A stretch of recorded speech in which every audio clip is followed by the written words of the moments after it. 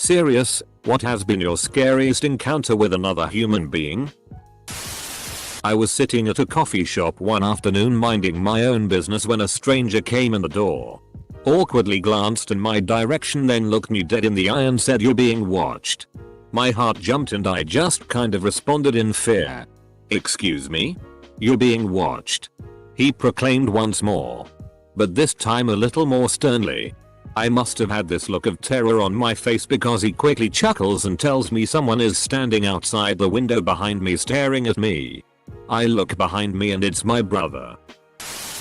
Mentally disturbed abusive older brother beat me regularly as a kid, but one time it got so bad I actually fought back and he pinned me down and tried to cut my throat, but our older sister walked in at the exact moment it counted and stopped him. He had just barely started the cut. The part that FK'd me up the most though was my mom let him back in the house 2 weeks later after receiving no psychological treatment at all. I was 7. I developed pretty abnormal behaviors in the attempt to feel more secure, and now even as an adult I cannot sleep in an unlocked room. There's an abandoned hotel near where I live. It closed about 10 years ago and it's been knocked down now sadly. I went in with my friends when it was still up. We were about 12 and we snuck in for like the 1000th time. We went into the old kitchen and there was this guy just there with his back turned in a parka. He looked about 20 and he just slowly started turning around, 1 foot at a time. When he turned around fully, he was wearing one of those cheap theater masks. We f-king booked it and I cut my leg off the fence we climbed through. When we got about half a kilometer away my friend just started crying because he was so shocked. TBH. I think that guy was just exploring and heard us and decided to scare us. My ex got a gun pulled on him while at a house party.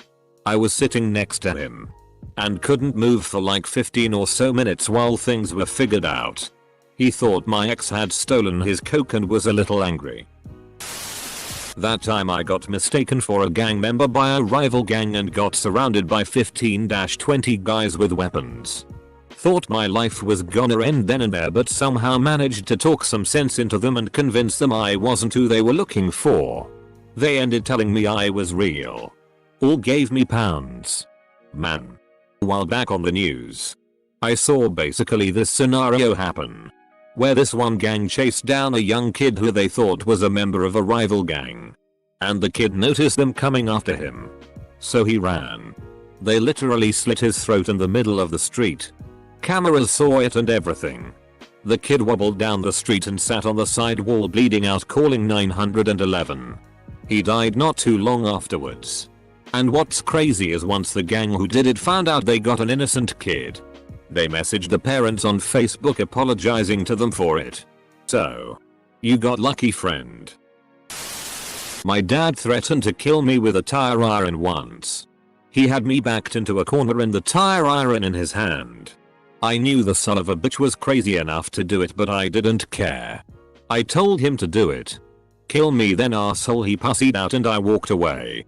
Wasn't till about 10 minutes later when I was driving away I broke down shaking and crying.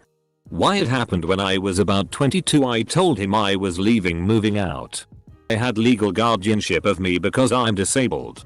He didn't want me to leave because they got government assistance and tax breaks for taking care of me. I spent a few months in the hospital but was moved to a group home after a while and am more high functioning now than I have ever been, so I do not regret it. I was home alone at my college house. My roommates were all gone for the night for whatever reason. I had a girl over and we got drunk. She Ubered home and I passed out on the couch in the living room. When I woke up, the TV and my backpack that my laptop was in were gone. Both were in the room I passed out in. Some dude literally robbed my house right in front of me, passed out on the couch. Felt pretty scared when I woke up and realized what had happened. The girl took it. I was arphead when I was 8. The guy just smiled the entire time. Said nothing. Just grinned at me in the most twisted way imaginable. I'm never forgetting that smile. The first time I tried to leave my ex, he was dead in the face and eyes and calmly told me I wasn't leaving before beating the ever living shit out of me. attempting to stab me a few times before losing his nerve for it. Then plopped me in, I'm guessing, a closet and locked the door. Still don't remember how long I was in there and don't remember being let out. Just ending up waking in bed. Finally got away from him for good a few weeks later. Dude tried to rob me with a gun under his shirt. Might have been a finger IDK, but I was way too drunk to let that shit happen. Pulled the crazy card and started screaming at him at max volume. At about 3 AM he backed down a little. Then we were sitting there and he kept telling me, man, you're not leaving, and I kept telling him, well, you're not getting my money, and it must have been 30 minutes. Then a taxi drove by and I hailed it and got in despite him saying he'd kill me if I got in. Dude poked me with whatever was under his shirt, but I was pretty certain it was his hand. It probably was cause I kept telling him to show me the gun and he wouldn't. Probably was a bad idea, but I was like 14-15 shots deep. This happened when I was visiting Seattle for the Microsoft Blue Hat conference. There's a little more to it before that I probably shouldn't share publicly. I went from a small town of a couple thousand to a college city over 1 million. When I started to look for jobs, I missed my stop and ended up having to walk through the city in the middle of the night. I waited near a bus stop by a strip club. Walked near a crime scene. Under highways. Just trying to get back to the dorms. I walked by some rundown motel and made eye contact with 2 guys and I knew my luck was over. They caught up with me and pinned me down. They said they wouldn't hurt me, but searched me everywhere. Threw everything from my backpack. Kept saying I was worthless. A cop car drove by. Did nothing. I'm a small man. And I was dealing with anorexia. They made me feel like nothing. And followed me to the dorm laughing. Dude chasing me with a knife or an escape and evasion exercise where we weren't told it was happening and got kidnapped by dudes with guns in balaclavas.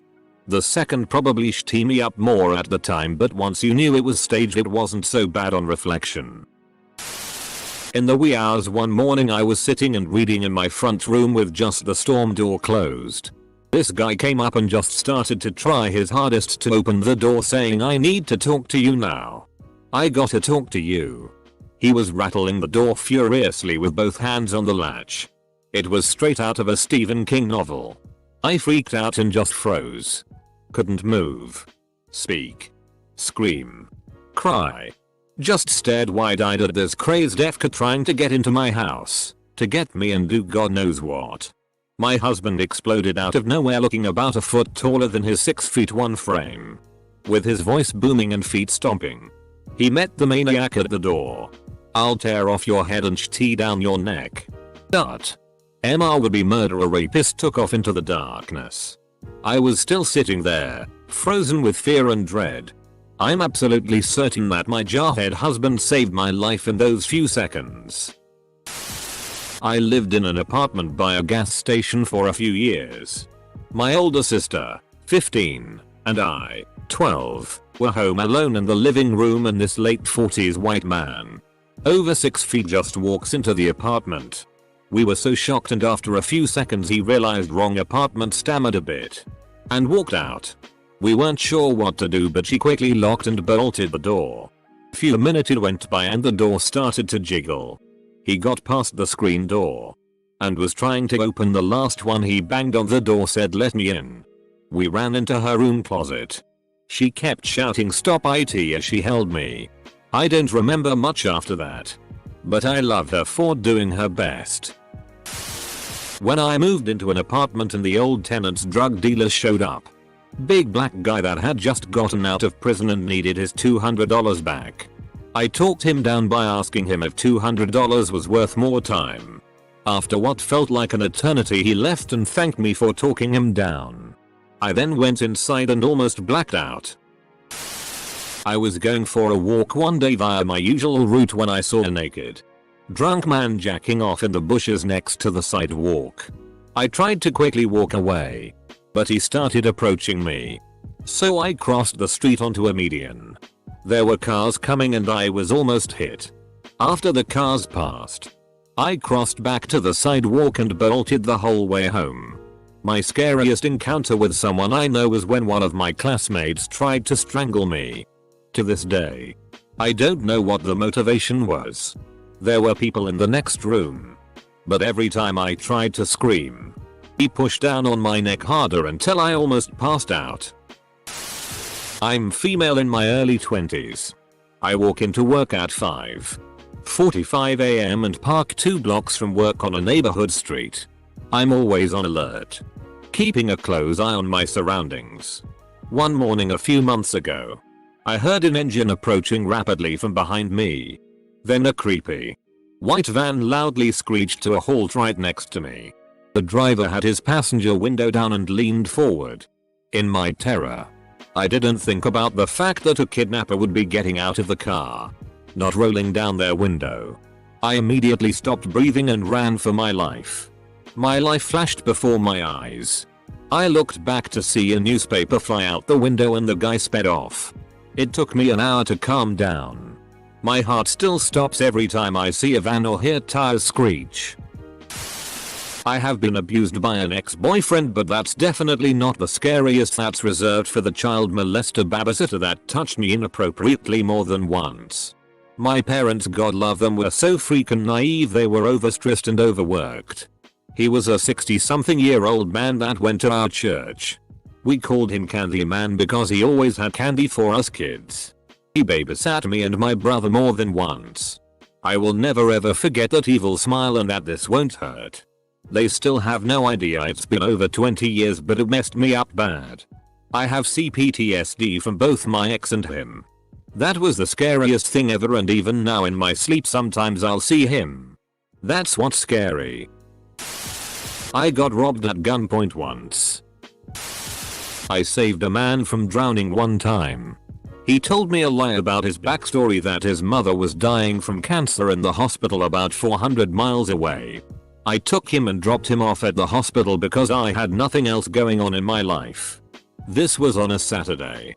Sunday passed and then Monday came, and on the news they were looking for him for murder. He had shot his sister's boyfriend to death. I saved the life of the murderer, then facilitated his escape, then turned him in. Probably the time I was in university and finishing an essay at around 1 am. I heard a knock at my window and saw the face of an unfamiliar young man staring right at me. He had to flip and step up onto a trash can in order to look into my bedroom. I screamed and launched a slipper at him, was the first thing in reach, and he bolted. I cried and cried, thinking of what might have happened if I weren't already awake. A close second is when an older man sat beside me on the city bus, leaned over to look at my phone and asked me what time it was. I told him, and he stuck his hand down his pants and grunted, staring at my face and then at my breasts. I was like 18 at the time. I got off at the next stop and ran. Anybody who witnessed it didn't give a damn. I met this guy on a video game online. We talked daily and I started having real feelings for him. We Skyped and chatted on the phone and I felt like I knew him and was so comfortable. He convinced me to meet him and I agreed. I was snatched up by him and his dad and they took me away, where I was held in isolation for well over a year. Until I was about to get a hold of my mom and I finally got to come home. Scariest time of my life. And he is the scariest person I've met to date. I confronted the leader of a cult I was a part of while we were in closed room, alone. In retrospect, that wasn't a good idea at all. His eyes got very cold and he became incredibly silent. This guy had threatened to kill ex-cult members before. The moment after I called him out on his bullshit, I had this realization that oh shit, he could actually legitimately kill me right now if he wanted to. I honestly don't know what I was thinking. It was pretty stupid of me to do that alone. But nothing happened. And that was the last time I ever talked to him. For months I was terrified he'd find me and take me out. I'm just glad he's not in the area anymore. A police officer threatened to arrest me for asking questions while I was holding my 3-month-old daughter after his co-workers had just tackled my fiance for taking one step backward while talking to them. Needless to say, I stopped asking questions right then. I've never felt so powerless in my life. Mostly just men following me. I have to lose them in stores. Hasn't happened in a while. And once when I was 15/16 I was groped at a friend's party by a 25-year neighbor that came over for IDK. That was shitty. When I was 11 a man showed me his dick in a public shower. I went back to my friends and we stayed together. But the man started following us. We ended up hiding in a playground until someone noticed and came to our rescue. After our parents picked us up the police were called and I still have the victim report I wrote when I was 11 saved on my laptop. I was in Paris and some Arab dude comes up to me and asks me where I'm from. Now, I'm not that stupid. So I obviously wasn't going to say America. So I tell him I'm from Russia. In Russian. He starts walking away when he suddenly snaps back around and runs up to me and starts kicking my legs trying to deadleg me. I wrestled for a couple years in high school so I wasn't about to let this shit go down. I noticed his hand in my pocket so I pushed him down and he came back up and swung. But missed. So I stopped yelling random shit in Russian and charged him. Managing to land the biggest haymaker of my life. Stiff as a board he dropped and I grabbed my wallet, talked some shit and he ran off. What's scary is that I was so engulfed in rage that I didn't stop for a second to think if he had a weapon and would have killed me. He might have. But if he did I was really lucky. You're lucky there was only one. Usually. They do that shit in packs. I was accused of RP and all because I was mean to a girl. She admitted she made it up but still cost me $30,000 in time. Nothing happened to her. Didn't even have to come to court. I'm now mortally terrified of an angry woman. About a decade ago I was dating a girl and we got back to her place from a bar pretty late. She went to the bathroom, straight ahead from the front door and to the right, and I went to the kitchen to get a beer, to the left from the front door.